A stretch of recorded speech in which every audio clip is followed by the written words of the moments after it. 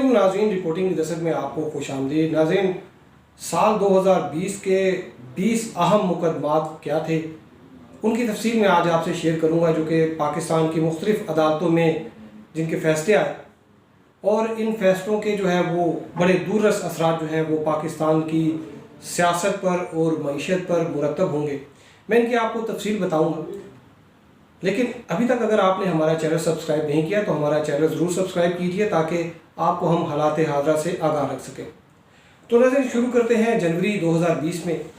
تو جنوری 2020 میں جو ایک بڑا فیصلہ آیا وہ لاہور ہائی کورٹ سے آیا، اور وہ یہ تھا کہ سابق military dictator retired general Pervez Musharraf, ان کو سزا سنانے والی جو خصوصی عدالت تھی اس کو غیر قانونی ڈکلیئر کر دیا گیا۔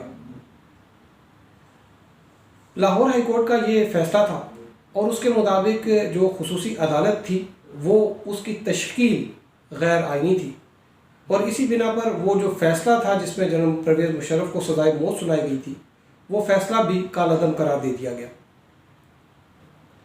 جنوری میں ہی سابق فوجی افسر ریٹائرڈ کرنل انعام الرحیم کے حوالے سے بھی ایک کیس لاہور ہائی کورٹ میں زیر سماعت تھا کہ ان کو اغوا کیا گیا۔ بعد میں پتہ چلا کہ ملٹری اتھارٹیز نے ان کو حراست میں لیا ہے اور ان سے آفیشیل سیکرٹ ایکٹ کے تحت پوچھ گچھ کی جا رہی ہے۔ تاہم Lahore high court Rawalpindi bench نے اس حراست کو غیر آئینی ڈکلیئر کیا، لیکن اس کے باوجود کرنل انعام الرحیم رہا نہ ہو سکے۔ سپریم کورٹ میں بھی یہ معاملہ آیا اور قریباً 1 ماہ بعد ان کو رہائی ملی، اور اس کے بعد جو ہے یہ کیس اس کو ڈسپوز آف کر دیا گیا۔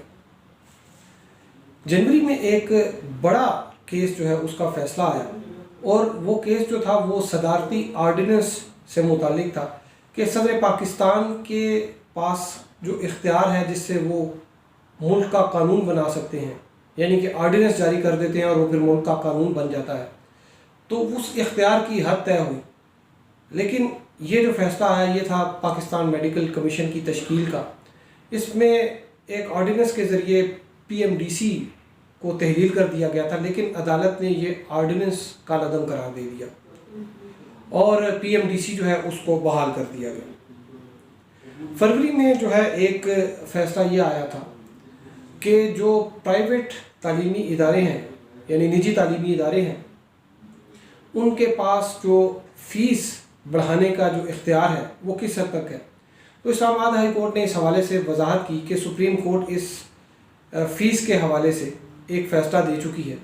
سپریم کورٹ نے اپنے ایک فیصلے میں یہ بتایا تھا کہ جو پروفٹ ہے وہ کتنا ہو سکتا ہے پرائیویٹ سکولز کا، اور پھر اس پروفٹ کے اور ان کے جو ایکسپینڈیچرز تھے ان کو مد نظر رکھتے ہوئے فیس کا تعین کیا جا سکتا ہے۔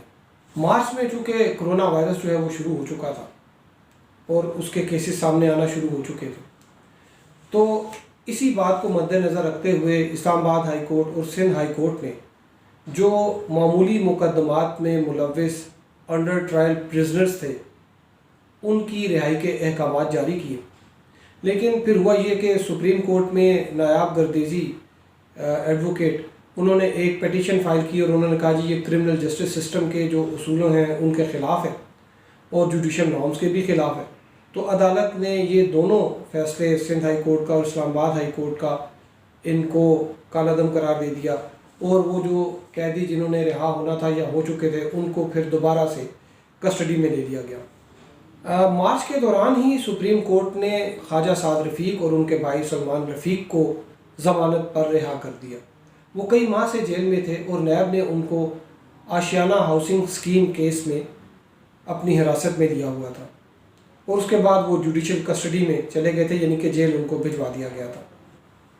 ماہ اپریل کے دوران اسلام آباد ہائی کورٹ نے کرونا وائرس کے سبب جو لاک ڈاؤن ہوا اس میں جو لوگوں کو نوکریوں سے فارغ کیا جا رہا تھا، اس حوالے سے ایک فیصلہ دیا۔ اسلام آباد ہائی کورٹ نے یہ حکم دیا کہ اگر کوئی کمپنی یا کوئی انڈسٹری جو ہے وہ ریلیف لینا چاہتی ہے تو اس کو اپنے ملازمین کی جو نوکریاں ہیں اور تنخواہوں کی ادائیگی اس کو یقینی بنانا پڑے گا جب تک لاک ڈاؤن ختم نہیں ہوتا۔ اور اس کیس کے دوران حکومت نے اسلام آباد ہائی کورٹ کو بتایا تھا کہ آسان شرائط پر قرضے جو ہیں وہ فراہم کیے جا رہے ہیں، اور یہ انڈرٹیکنگ دی جا رہی ہے ان کمپنیوں سے، ان اداروں سے، کہ وہ اپنے ملازمین کو نہ تو نوکریوں سے نکالیں گے اور ان کو تنخواہیں بھی بر وقت ادا کریں گے۔ مئی میں اسلام آباد ہائی کورٹ میں جانوروں کے حقوق سے متعلق ایک بڑا فیصلہ آیا، اور اس فیصلے میں جو کاوان ہاتھی، جس کو ابھی حال ہی میں کمبوڈیا منتقل کیا گیا، اس کے حوالے سے اسلام آباد ہائی کورٹ نے یہ قرار دیا تھا کہ اس کے بھی حقوق ہیں۔ مئی میں اسلام آباد کی احتساب عدالت نے سابق وزیر اعظم نواز شریف کے توشہ خانہ ریفرنس میں وارنٹس نکالے، اور اس کے بعد ان کو اشتہاری ڈکلیئر کر دیا گیا اور ان کی جائیدادیں بھی ضبط کرنے کے احکامات جاری کر دیے۔ جون میں چینی بحران پر جو انکوائری رپورٹ آئی تھی، اس کو اسلام آباد ہائی کورٹ میں چیلنج کیا گیا، اور یہ چیلنج کرنے والوں میں بڑے بڑے نام تھے، جن میں جہانگیر خان ترین صاحب بھی تھے، اور جو اس میں ملز تھیں ان میں خسرو بختیار صاحب جو کہ وفاقی وزیر ہیں، ان کی بھی ملز تھی، اور پاکستان مسلم لیگ نون کے جو صدر ہیں شہباز شریف، ان کی بھی مل تھی۔ اس کے علاوہ زیادہ تر ملز جو ہیں وہ پی ٹی آئی کے جو سیاستدان ہیں ان کی تھی۔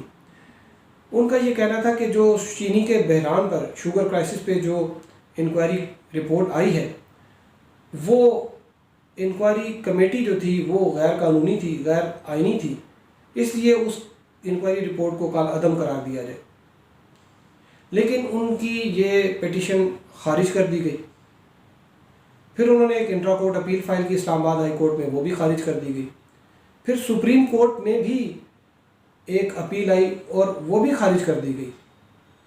یعنی کہ حکومت کو مکمل اختیار دے دیا گیا کہ وہ شوگر مافیا کے خلاف اقدامات کرے، لیکن یہ اقدامات نہیں ہو سکے۔ جولائی میں سینئر صحافی مطیع اللہ جان، ان کو اغوا کیا گیا۔ اسلام آباد ہائی کورٹ نے اس حوالے سے ایک فیصلہ دیا کہ اگر مطیع اللہ جان واپس نہیں آتے تو چیف کمشنر اور سیکرٹری انٹیریئر وہ عدالت کے روبرو پیش ہوں اور وضاحت دیں کہ کیسے ایک شہری کو دن دہاڑے ایک اہم شاہراہ سے اغوا کر لیا گیا۔ تو وہ مطیع اللہ جان جو ہے وہ پھر اسی روز واپس آ گئے۔ پھر یہ معاملہ سپریم کورٹ میں بھی اس کا نوٹس دیا گیا، لیکن سپریم کورٹ میں ابھی تک یہ پتہ نہیں چل سکا کہ مطیع اللہ جان کے اغوا کار کون تھے۔ پولیس نے جو رپورٹ دی ہے وہ بھی آئیں بائیں شائیں ہی ہے، اور اس میں بھی کسی پر ذمہ داری عائد نہیں کی گئی، اور نہ ہی اغوا کاروں کا جو ہے وہ تعین کیا گیا ہے۔ جولائی میں سنتھیا ڈی ریچی کے حوالے سے وزارت داخلہ نے ایک عدالت میں رپورٹ سبمٹ کی، اور اس میں یہ بتایا گیا کہ سنتھیا ریچی کو ویزا غیر قانونی طور پر جاری کیا گیا، اور اس رپورٹ میں یہ بھی بتایا گیا کہ سنتھیا ریچی پاکستان میں ISPR اور خیبر پختونخوا حکومت کے لیے کام کرتی رہی ہیں۔ سپریم کورٹ میں جسٹس قاضی فائز عیسیٰ کے خلاف جو صدارتی ریفرنس تھا، اس کو بھی کال عدم قرار دے دیا گیا۔ اس حوالے سے پھر بعد ازاں ایک تفصیلی فیصلہ آیا جس میں مختلف آبزرویشن دی گئیں، اور یہ بتایا گیا کہ جو صدر ڈاکٹر عارف علوی ہیں، انہوں نے اپنا جو ان کا اختیار تھا اس کو صحیح طور پر استعمال نہیں کیا، اور انہوں نے یہ ریفرنس جو ہے اس کو اسکروٹنی اس کی کیے بغیر یہ اس کو فائل کیا گیا، اور اس پر انہوں نے کسی سے رائے بھی طلب نہیں کی۔ اس تفصیلی فیصلے میں اور بھی متعدد آبزرویشنز تھیں، اور یہ جو تفصیلی فیصلہ تھا یہ حکومت کے لیے ایک چارج شیٹ تھا۔ جولائی میں ہی سپریم کورٹ نے خواجہ سعد رفیق کے جو بیل تھی اس کا تفصیلی فیصلہ جاری کیا، اور اس میں بھی نیب کے حوالے سے بہت زیادہ آبزرویشنز دی گئیں، اور یہ آبزرویشن جو ہیں وہ ایمنسٹی انٹرنیشنل نے اپنی ایک رپورٹ میں بھی شائع کی ہیں۔ اس کے علاوہ پاکستان ٹیلی کمیونیکیشن اتھارٹی نے PUBG گیم پر پابندی عائد کر دی تھی، اور وہ بھی عدالت نے پابندی ختم کر دی اور PUBG گیم کو جو ہے وہ دوبارہ بحال کر دیا۔ ستمبر میں اسلام آباد ہائی کورٹ میں سابق وزیر اعظم نواز شریف کی سزاؤں کے خلاف جو اپیلیں دائر کی گئی تھی وہ سماعت کے لیے مقرر کر دی گئیں، اور ان پر سماعت شروع ہو گئی۔ یہ اپیلیں میاں نواز شریف نے ایون فیلڈ اور العزیزیہ ریفرنس میں جو ان کو سزائیں دی گئی تھیں اس کے خلاف دائر کی تھیں۔ ان اپیلوں کی سماعت کے دوران پھر اکتوبر میں میاں نواز شریف کے وارنٹس جاری ہوئے، اور پھر ان وارنٹس کی جب تعمیل ہوئی تو اس کے بعد میاں نواز شریف کو اشتہاری قرار دے دیا گیا۔ نومبر میں 2 بڑے فیصلے آئے اور وہ فیصلے آئے تھے راولپنڈی کی عدالتوں سے۔ ایک فیصلے میں جو پنجاب کے وزیر داخلہ تھے شجاع خان زادہ، ان کے قتل میں ملوث ایک ملزم کو 10 سال قید کی سزا سنائی دی، جبکہ دوسرا فیصلہ وہ چائلڈ پورنوگرافی سے متعلق تھا، جس میں بچوں کی فحش ویڈیو بنانے والے ملزم سہیل ایاز کو 3 بار سزائے موت سنائی گئی۔ دسمبر میں پنجاب کے سینئر وزیر علیم خان کی housing society park view city کا فیصلہ آیا۔ اسلام آباد ہائی کورٹ نے اس ہاؤسنگ سوسائٹی کو غیر قانونی ڈکلیئر کیا اور اس کا NOC منسوخ کر دیا۔ اسلام آباد ہائی کورٹ نے اپنے فیصلے میں یہ بھی لکھا کہ یہ کیس نیب کے دائرہ اختیار میں آتا ہے، تاہم اس پر نیب نے ابھی تک کوئی کارروائی نہیں کی۔ تو سال 2020 میں یہ فیصلے جو ہیں وہ آئے، لیکن اس دوران فیصل واڈا کا جو کیس ہے اس پر تاریخ پہ تاریخ پڑتی گئی۔ اسی طرح جو PTI کا فارن فنڈنگ کیس ہے اس پر بھی تاریخ پہ تاریخ پڑتی گئی اور اب تک ان کا کوئی فیصلہ نہیں ہو سکا۔ جنوری میں فیصل واڈا کا بھی کیس ہے اور فارن فنڈنگ کے کیسز کی سماعت بھی شروع ہو جائے گی۔